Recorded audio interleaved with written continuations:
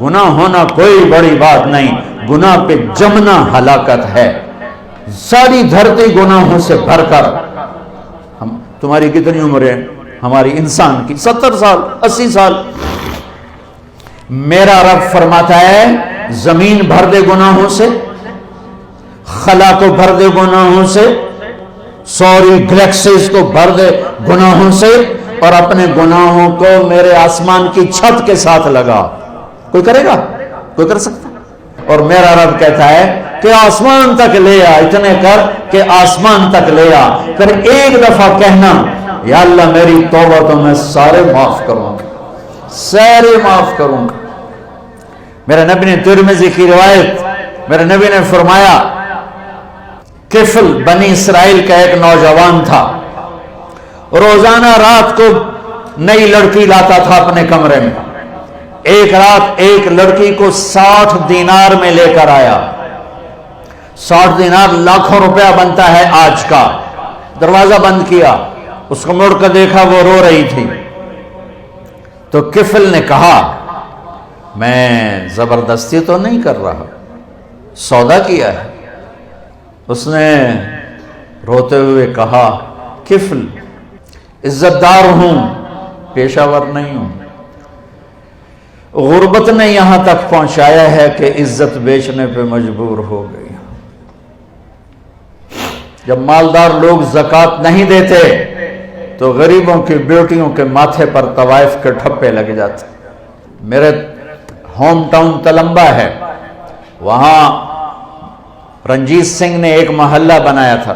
جب 1818 میں ملتان فتح کیا رنجیت سنگھ نے، مظفر خان رحمت اللہ علیہ شہید ہوئے، وہ اس کے حاکم تھے، تو اس نے 3 اڈے بنائے طوائفوں کے، ایک ملتان میں، ایک کیروڑ پکا میں، ایک میرے ہوم ٹاؤن تلمبا۔ تلمبا مجھ سے 3 کلومیٹر دور ہے، اور وہاں 1 مہینہ ٹھہرا رہا۔ دریائے راوی اس کو ایسے کنارے کے ساتھ ساتھ ہو کے لگتا تھا تلمبے کے۔ اب تو ہمارے دریا سوسل آ گئے۔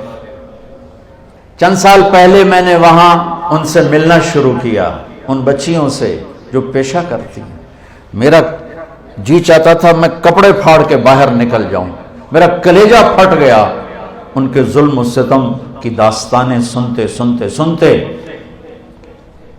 کہ انہیں نچانے والے ماہر، میاں، سردار، چودھری، راٹھ، نواب، ان کی ہوس پوری ہوئی، اور غریبوں کی بیٹیوں کے ماتھے پہ طوائف کا ٹھپا لگا جسے کوئی دھو نہ، موت بھی نہ دھو سکے۔ کون عورت ہے جو اپنے جسم کو بیچنے پر خوش ہو؟ یہ مرد ہے ظالم جس نے اپنی ہوس پوری کرنے کے لیے عزتوں کی نیلامی کر دی۔ شادیاں بھی تو کر سکتے ہیں، اللہ کے فضل 10 سال کے بعد اب وہاں کی ہر لڑکی کہتی ہے ہماری شادی کروا دو مولانا صاحب۔ میں کہا بیٹی میں کہاں سے لاؤں وہ معاشرہ جو تمہیں قبول کرے؟ میں کہاں سے لاؤں؟ میرے پاس آنسوں کے سوا کچھ نہیں ہے۔ میں ان کے گھروں میں، عورت کی فطرت نہیں ہے کہ اپنے جسم کی نمائش کرے، اپنی عزت کو بیچے۔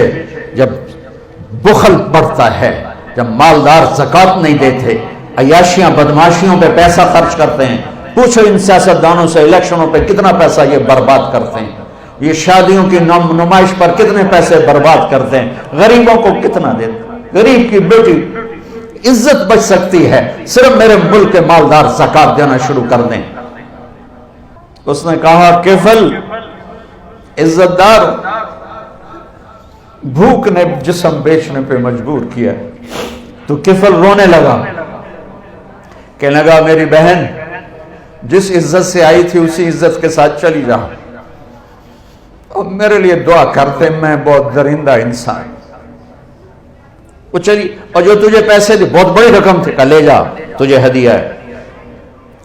جب صبح ہوئی وہ گھر پہنچی، کفل مر گیا، اچانک مر گیا، اور یہ اتنا گندا انسان تھا کہ کل اس کی میت کو دیکھ کر کوئی اسے کندھا دینے نہ آتا، کوئی اس کا جنازہ پڑھنے نہ آتا۔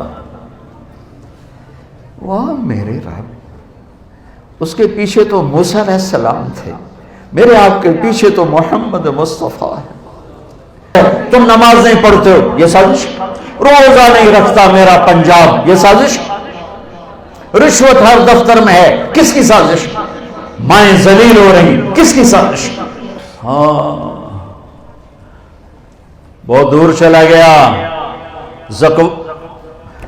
کفل کے پیچھے تو موسیٰ علیہ السلام ہے، میرے آپ کے پیچھے تو محمد مصطفیٰ.